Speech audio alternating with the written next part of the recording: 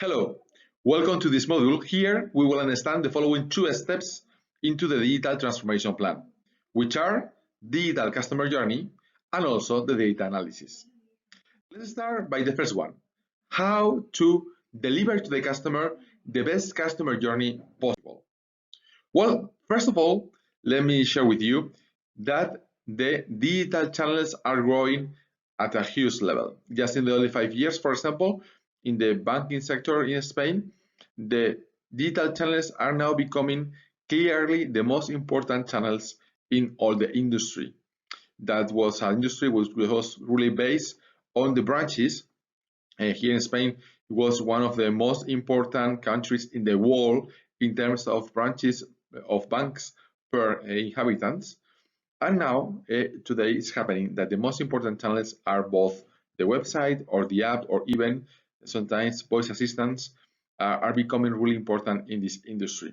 This is real, this is here, and this is why delivering an excellent digital customer journey is absolutely something that we all must do. That's the reason why, for example, you found banks like BBVA really launching in very important and very extremely well-designed apps in customer experience. Why banks like EOI are completely digital. Why also, for example, Santander is launching things like Digi Filosofia, which at the end is also basically doing the same. The reason why is because digital channels in banking today in Spain, they are never more the future. They are absolutely the present. They are the most important channels absolutely here today. And the reason why we are delivering this customer journey to the final customer, which is much better, is not only because by doing so the customer experience is going to be much better, and because the customer are usually have more satisfaction with digital channels than with traditional ones. The reason why is because also by doing so we are reducing enormous amounts of cost, because we don't have to do things with persons, with people. We start to do things automatically, which is also extremely good in terms of expenditure inside the companies. By the way, there is a ratio that is analyzed every year, that it is the percentage of activities that we humans do at work today.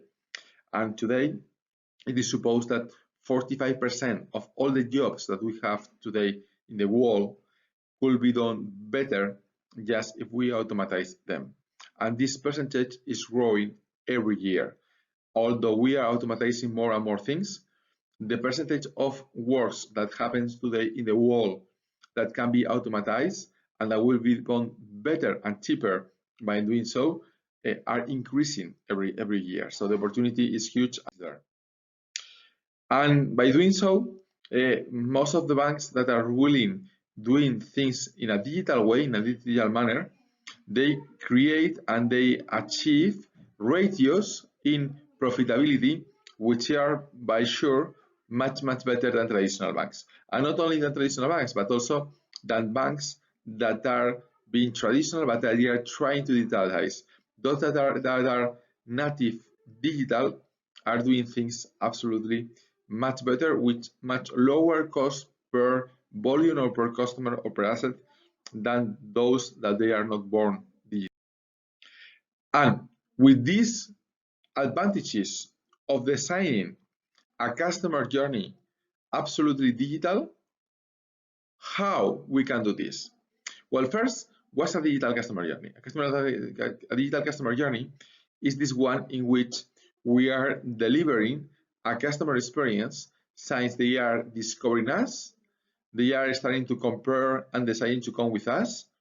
Finally, they purchase, they fill in, they are served, they interact as customers, and finally, they decide to stay or to go out. This is basically the extended funnel that we were watching during the last session, but here with a focus in the customer. Here, in every interaction, we can measure in an upper or lower level the level of satisfaction of the customer. And here the point is, if the customer has like 10 interactions with us and 9 of them are really good, but only one of them is not good, the overall experience of the customer is awful, it's not very good at all. So here basically what we try to achieve is to eliminate the pain points, those interactions in which the customer is not satisfied, because there's only one interaction of the customer and he is not satisfied, the overall satisfaction of the customer will be very low. Here is trying to avoid really pain points even much more than trying to make better, which already is delivering a consistent good customer experience for the customer. The idea is not that. The idea is to focus in the pain points in the things that they are working today. This, for example, is just simply an example of how could be the customer experience of buying a car. And here we can see is that the overall experience, unfortunately, is both offline and online, which makes more difficult to measure everything. First, maybe the customer starts to watch an advertisement, maybe on mass media, or maybe if it's digital, it will be in YouTube. Then he will think about this car, he like it, and so then he will probably go into more digital media and into Google to search for it. Then he watches it again and again, repetitions, maybe in massive media. Then he talks to a friend and he reinforces his idea of buying the car. Then he analyzes, maybe have more information, introduces the term, the keyword in Google, and starts to compare different models, different options. Maybe at that point, it goes to the dealer and has a see and touch experience, even a test drive experience. Finally, he starts to compare just simply prices, trying to get the best price as possible. And finally, he buys the car in the dealer. And finally, he starts to have some maintenance services, first understanding it again in a digital manner, and finally going probably again to offline channels like the post-sales department of the car provider. So this is an example, just only how it is a customer journey. It is extremely difficult to really deliver an excellent customer experience end-to-end to the final customer. And here, your main focus should be to try to avoid to have any kind of pain point to the final customer. What is really important here is that there is absolutely no pain points at all for your final customer. When we analyze the data that companies have about us, about the customers, first, the amount of data they have is absolutely incredible. When you comply, when you say that you are okay with the policy of data when you join Google, Apple, Microsoft, Amazon, Facebook, or any social network, it is amazing the amount of data that you are okay or you are complaining about to share with this social network. And this is what is happening with this explosion of big data. What basically makes that when you are able to record all, for example, all the navigation from different devices from the customer, the amount of data is absolutely astonishing, absolutely huge. And in order to record and being able to process this data that sometimes is not organized, is data that is without a structure and very difficult, and being able to do so in real time is what we call big data. Being able not only to store this information, but to describe and to prescribe future actions just regarding the data that you are analyzing in real time. And if you combine these capabilities with things like machine learning, that happens is that suddenly you are able to predict with a machine at a very high level of accuracy what is going to happen just only analyzing so much data. And this is opening so many With all this data and these capabilities of big data and machine learning, you are able to implement business models like, for example, this one from Cabbage. Cabbage is a company in the States, a unicorn, that is valued more than $1 billion today, that just simply gives you money. Yes, they give you money. If you want to ask for a loan in your traditional bank, probably you should go to your branch, give some documentation, and probably wait for a couple of weeks. What's happening in Cabbage is just completely different. You go to a web page, just you agree with all the conditions and all the terms they have.